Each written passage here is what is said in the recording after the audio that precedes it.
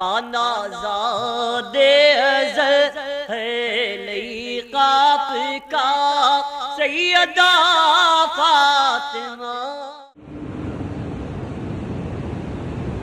وعلى من تبعهم بإحسان إلى يوم الدين أما بعد وقال تعالى في شأن حبيبه الكريم إن الله وملائكته يصلون على النبي يا أيها الذين آمنوا صلوا عليه وسلموا تسليما اللهم صل على سيدنا محمد وعلى آل سيدنا مولانا محمد وبارك وسلم. برادران عزیز، ماہ ربیع الاول اور اس کی ان رحمتوں بڑی گھڑیوں کو ہم نے دیکھا ہے. حضور پاک کی محبت، حضور پاک کا ذکر، حضور پاک کی نام، حضور پاک کا درود ہم نے سنا ہے، پڑھا ہے. یہ ماہ اور وہ گھڑیاں ہم سے جدا ہو رہی ہیں، اور آج اس بات کو ہمیں جاننا ہے کہ یہ جو ماہ مبارک ہم سے جدا ہو رہا ہے، گزر رہا ہے، ہمیں کیا دے کر جا رہا ہے، ہم اس ماہ مبارک سے کیا حاصل کر رہے ہیں.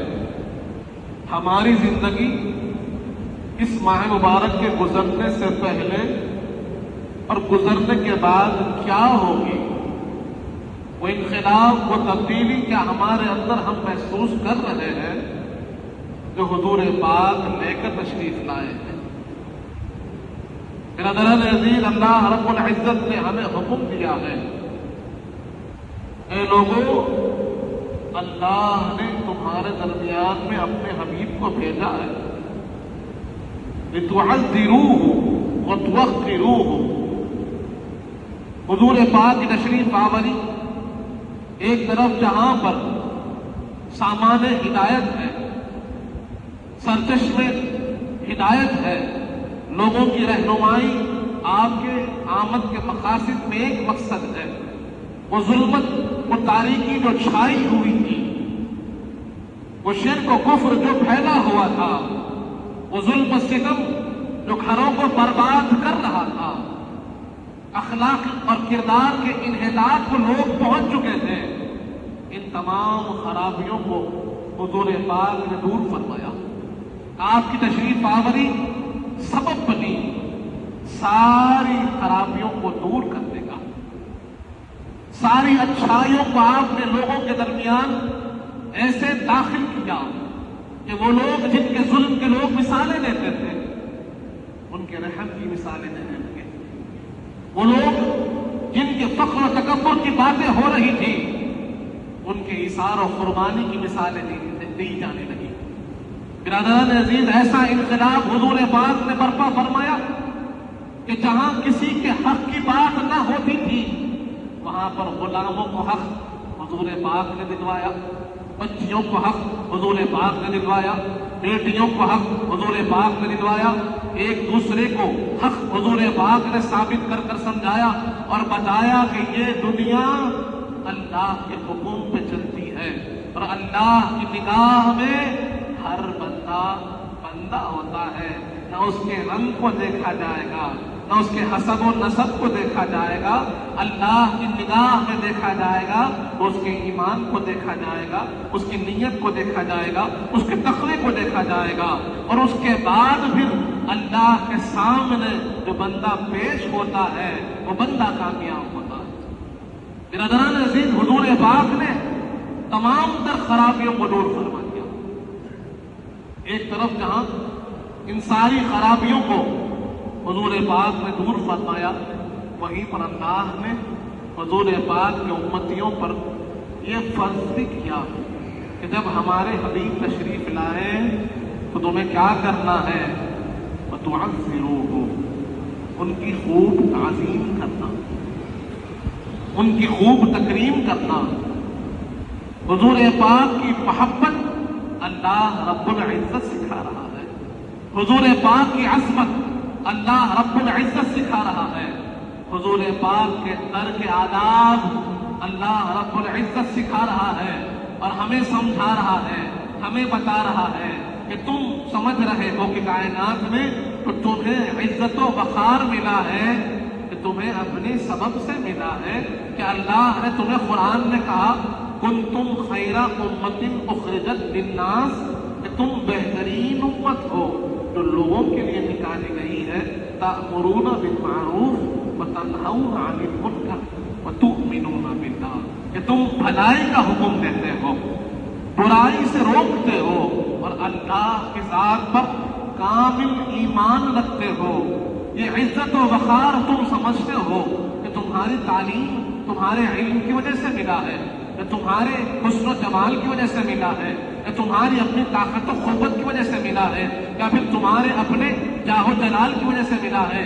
یاد رکھو, اگر ہم غور کریں تو ہمیں معلوم ہوگا کہ ہم سے زیادہ سابقہ امتوں میں علم رہا, ہم سے زیادہ سابقہ امتوں کی عمریں رہی, ہم سے زیادہ سابقہ امتوں کے پاس قوت و طاقت رہی, ہم سے زیادہ ان کے پاس فن رہا, ہم سے زیادہ ان کے پاس طاقت رہی, قوت رہی, مال و دولت رہی, عیش و عشرت رہی. ہر معاملے میں وہ ہم سے زیادہ نظر آ رہے ہیں. پھر بھی اللہ فرما رہا ہے تم بہترین امت ہو, کنتم خیر امت اخرجت للناس, کہ تم بہترین امت ہو, تمہیں لوگوں کے لیے نکالا گیا ہے کہ لوگ تم کو دیکھ کر سیکھیں گے, لوگ تم سے مثال لیں گے. پھر یہ بہتری کہاں سے آئی؟ علم میں کم نظر آ رہے ہیں, طاقت میں کم نظر آ رہے ہیں, عمر میں کم نظر آ رہے ہیں, فن ہنر میں کم نظر آ رہے ہیں, دولت میں کم نظر آ رہے ہیں. پھر یہ خیر کیسے, یہ بہتری کیسے, یہ مقام و مرتبہ کیسے حاصل ہوا؟ ساتھ ہی ہم دیکھ رہے ہیں کہ جو امتیں ایک ایک گناہ پر ہلاک کرتی تھی, قوم لوط جس گناہ سے ہلاک ہوئی وہ گناہ اس امت میں نظر آتا ہے. قوم عاد جس گناہ میں ہلاک ہوئی وہ گناہ اس امت میں نظر آتا ہے. قوم سمود جس گناہ میں ہلاک ہوئی وہ گناہ اس امت میں نظر آتا ہے. قوم موسیٰ, قوم عیسیٰ, قوم ابراہیم, قوم داؤد جو اللہ کی ناراضگی کو حاصل کیے, جس گناہ کی وجہ سے, جس نافرمانی کی وجہ سے انہوں نے اللہ کے عذاب کے مستحق بننے کو حاصل کیا, وہ سارے گناہ, وہ ساری نافرمانیاں اس امت میں نظر آ رہے ہیں. اس کے باوجود بھی رب کہتا ہے کہ تم بہترین امت ہو.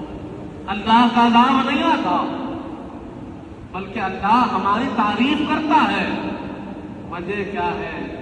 معلوم ہوا کہ وجہ ہمارا علم نہیں ہے, وجہ ہمارا مال و متاع نہیں ہے, وجہ ہماری طاقت و قوت نہیں ہے, وجہ ہمارا حسن و جمال نہیں ہے. وجہ حضور پاک کی نسبت ہے. کہ امتی کس کے ہیں؟ سرور کائنات کے امتی ہے, اس لیے بہتر ہے. رحمت للعالمین کی امتی ہے, اس لیے عذاب سے بچے ہوئے ہیں. اللہ کی رحمتوں کا حصول کیوں ہو رہا ہے؟ یہ مغفرتوں کا بہار کیوں مل رہی ہے؟ یہ صدائے مغفرت رب کیوں دے رہا ہے کہ لا تقنطوا من رحمت اللہ ان اللہ یغفر الذنوب جميعا, کہ تم اللہ کی رحمت سے مایوس نہ ہو, اللہ تمہارے سارے گناہوں کو معاف کر دے گا. یہ رحمتوں کا بہار کہاں سے؟ حضور پاک کے در سے, ان کے صدقے میں, ان کے صدقے طفیل اللہ ہمیں دے رہا ہے. اور آج افسوس اس بات پر ہو رہا ہے کہ جس سرکار کے صدقے میں سب کچھ ملا انہیں ہی غلام بھول رہے ہیں. اس رسول خدا کے صدقے میں ملا ہے, امتی انہی کے راستے کو چھوڑ رہے ہیں, انہی کے پیغام کو چھوڑ رہے ہیں, انہی کے نام کو چھوڑ رہے ہیں. وہی اخلاق و کردار انہوں نے جیت کے ہم سے دور ہو رہے ہیں. برادران عزیز, جہاں ہمیں اللہ نے مقام دیا وہیں پر ہمیں اللہ نے ذمہ داری بھی دی ہے. بطور امتی ہماری ذمہ داری کیا ہے؟ ایک طرف جہاں حضور پاک کی اتباع ہماری ذمہ داری ہے، رب فرماتا ہے قل ان کنتم تحبون اللہ فاتبعونی یحببکم اللہ۔ اے حبیب آپ ان سے فرما دیجئے کہ اگر یہ اللہ کی محبت کے دعوے دار ہے تو آپ کی کامل اتباع کریں، آپ کی پیروی میں زندگی گزاریں، آپ کے طریقے پہ چلنے والے بن جائیں، اللہ ان سے محبت کرے گا، پروردگار عالم کے محبت کے حقدار ہو جائیں گے، رب کائنات کے مقام پاس ان کا مقام و مرتبہ بلند ہو جائے گا جب یہ آپ کی اتباع کریں گے۔ معلوم کیا ہوا؟ حضور پاک صلی اللہ علیہ وآلہ وسلم کی اتباع یہ امتی پر لازم ہے، اللہ کے محبت کے لیے ضروری ہے، اللہ کے پاس قرب حاصل کرنے کے لیے ضروری ہے۔ جب تک حضور پاک کی اتباع نہ ہوگی بندہ مومن اللہ کے قریب سے قریب نہیں ہو پائے گا۔ دوسری طرف جہاں اتباع حضور پاک کی پیروی ہم پر لازم کر دی گئی، قرآن فرماتا ہے دوسری طرف تم پر لازم ہے کہ ہمارے حبیب کی خوب تعظیم کرے، خوب تکریم کرے، وتعذروہ وتوقروہ، ذمہ داری ہے ہماری، اللہ کی طرف سے حکم ہے حضور پاک کی تعظیم کا، اور یہ ممکن نہیں کہ ہم خاموش بیٹھے رہے۔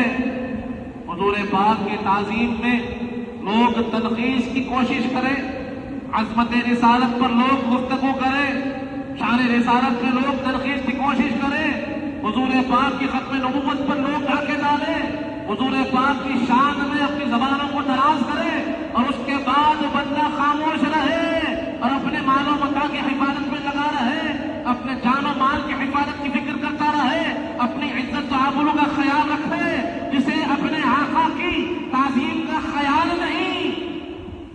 برادران عزیز، یہ ہماری ذمہ داری ہے کہ ہم عملی طور پر بھی تعظیم بجا لائیں، ذکر کے طور پہ بھی تعظیم بجا لائیں۔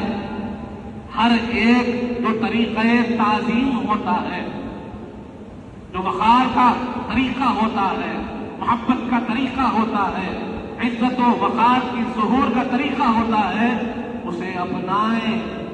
ایسے نہیں ہو سکتا ہے کہ ہم خاموش دنیا میں پڑے رہیں کہ ہماری کوئی ذمہ داری نہیں، ایسے نہیں ہو سکتا ہے کہ ایک فلاں طبقے کی ذمہ داری ہے، وہی کریں گے، وہی بولیں گے، وہی عمل کریں گے، ایسے نہیں ہو سکتا ہے۔ ہر فرد واحد پر یہ لازم ہے، فرد واحد پر لازم ہے کہ حضور پاک کی تعظیم زبان سے بھی ہو، اخلاق سے بھی ہو، کردار سے بھی ہو، عمل سے بھی ہو، ہر اعتبار سے زندگی کے ہر پہلو میں سرور عالم کی وہ تعظیم کا پہلو ہمارے سامنے نمایاں۔ برادران عزیز، بڑی افسوس کی بات ہے، ہم نے دیکھا ہے کہ کچھ لوگوں نے حضور پاک کے اسم گرامی کو بلند کیا، حضور پاک کے نام نامی کو اپنے بنڈار پر، اپنے گھر پر لگایا اور لکھا کہ آئی لو محمد صلی اللہ علیہ وآلہ وسلم، تو ان کو روکا گیا، ان پر کیس ہوا۔ بعد میں پھر وضاحت بھی آئی کہ نہیں، بکنگ کی وجہ کچھ اور تھی، لیکن یہاں پر لمحہ ذکر ہے، یہاں پر ہمارے لیے ایک ایسا لمحہ ہے کہ یہ آپ کو جانچا جا رہا ہے، اور یہ پہلی مرتبہ نہیں ہے، بار بار جانچا گیا ہے، بار بار مسلمانوں کو یہ ٹیسٹر لگا کر دیکھا گیا ہے، کیونکہ وہ بھی جانتے ہیں کہ ان کے ایمان کا دار و مدار حضور پاک کی محبت پر ہے۔ جب تک حضور پاک کی محبت ان کے دلوں میں ہے، ان کے قلوب اس محبت سے منور ہے، ان کا ایمان حفاظت میں ہے، ان کے ایمان کی حفاظت سرور کائنات کی محبت کر رہی ہے کہ وہ محبت جب تک قائم ہے، ایمان بھی قائم و دائم ہے، اللہ سے تعلق بھی مضبوط سے مضبوط ہے، اور اگر وہ محبت ان کے دلوں سے نکال لو تو پھر ان کے ایمان کی حفاظت کرنے والے वाली कोई और चीज नहीं है, अल्लाह से जोड़ने वाली कोई और चीज नहीं है। अल्लाह के रिश्ते को कमजोर से कमजोर होकर दिया जाएगा अगर हुजूर पाक की मोहब्बत इनके दिलों से निकाल ली जाए। वो कैसे हो? अलग अलग अंदाज में लोगों को ये बात बताई जा रही है।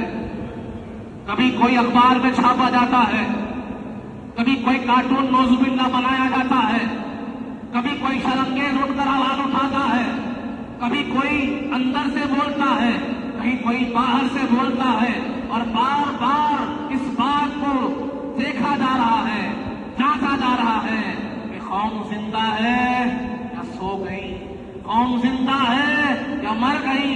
इनको सांसों से कोई ताल्लुक नहीं है, इनको ताल्लुक आपके ईमान से है, वो हरारत से है, वो कैफियत से है जो अल्लाह ने हमारे दिलों में दी है। उस हरारत की इबादत हुजूर पाक की मोहब्बत कर रही है। बिरादरान अजीज,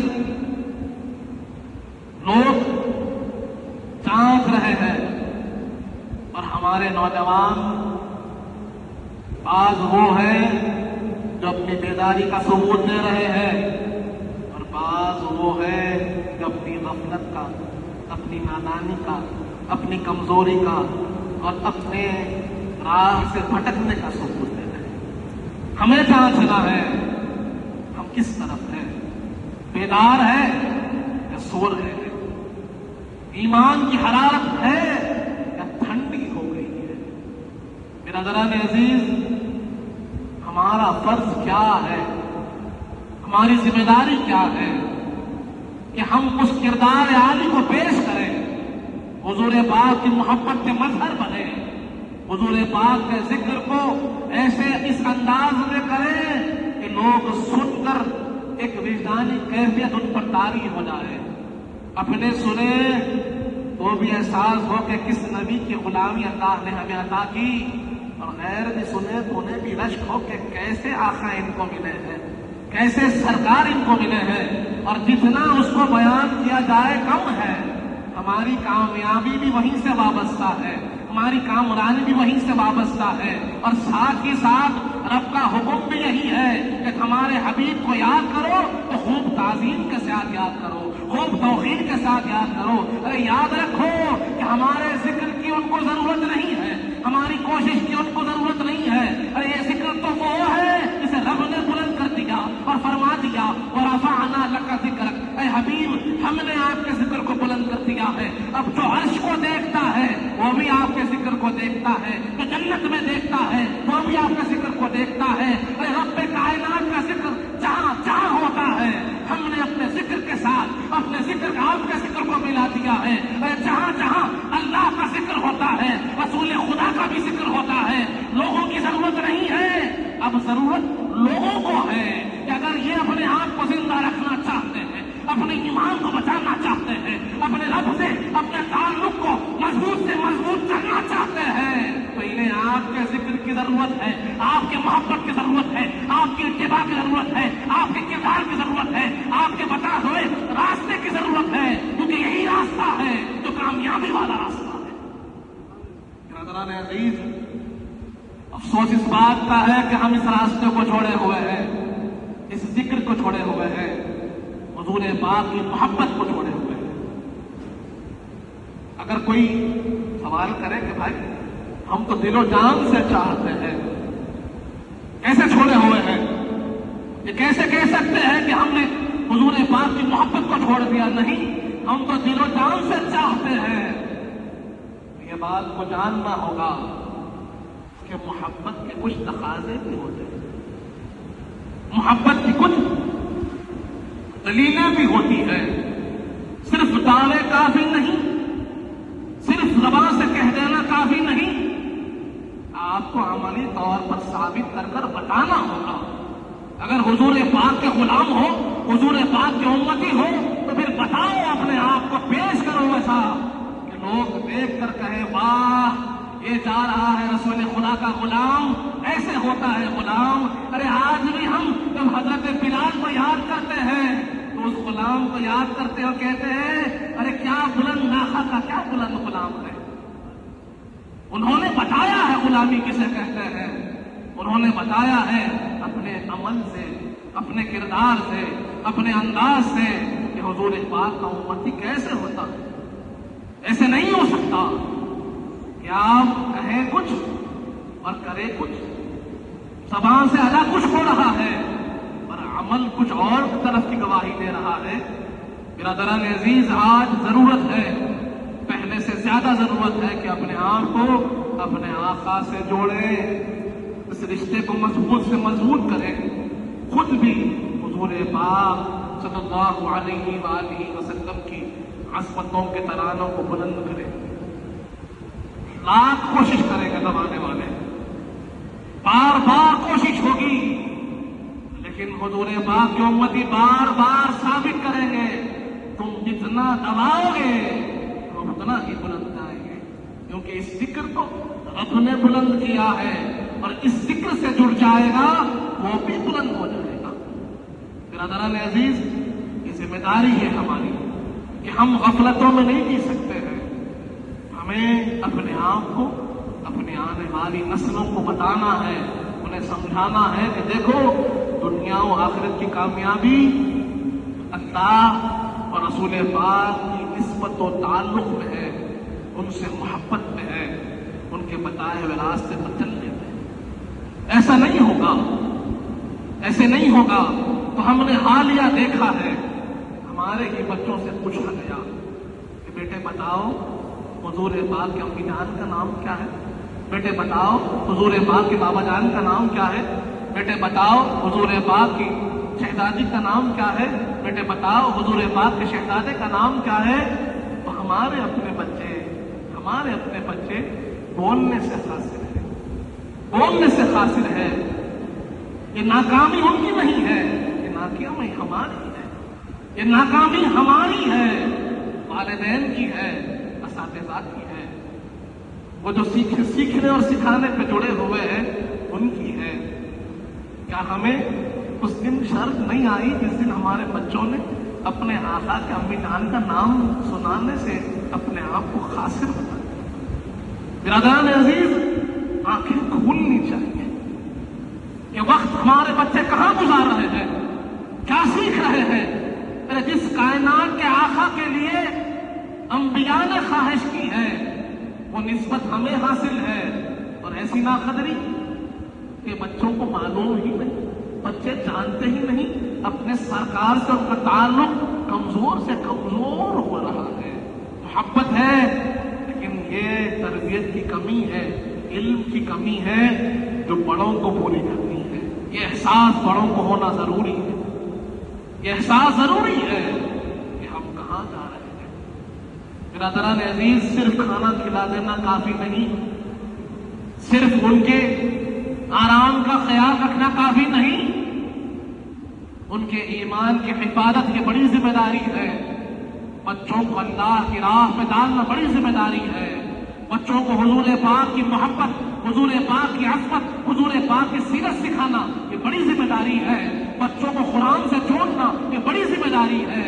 اور آج ہمارے اپنے معاشرے میں ہم دیکھ رہے ہیں کہ والدین یہ ذمہ داری نبھانے میں کمزور ہو رہے ہیں، کمزور نظر آتے ہیں۔ برادران عزیز، ہمیں چاہیے اس طرف توجہ دیں، حضور پاک کی سیرت طیبہ کو عام کریں، حضور پاک کی محبت کو عام کریں، حضور پاک کی محبت کو دلوں میں ایسا جاگزین کر دے کہ پھر اسے کسی اور کی ضرورت نہ ہو، کہیں اور دیکھنے کی ضرورت نہیں پڑے گی۔ ہر ایک کیفیت، ہر ایک راستہ، ہر ایک میدان جہاں اسے راستہ بند نظر آئے گا، جب جب پلٹ کر وہ آقا کی طرف دیکھے گا، حضور پاک کی سیرت میں دیکھے گا، اس کے لیے راستہ کھل جائے گا، اس کے لیے راستہ ہموار ہو جائے گا، آسانیاں اس کے قدم چومے گی۔ کب ہوگا؟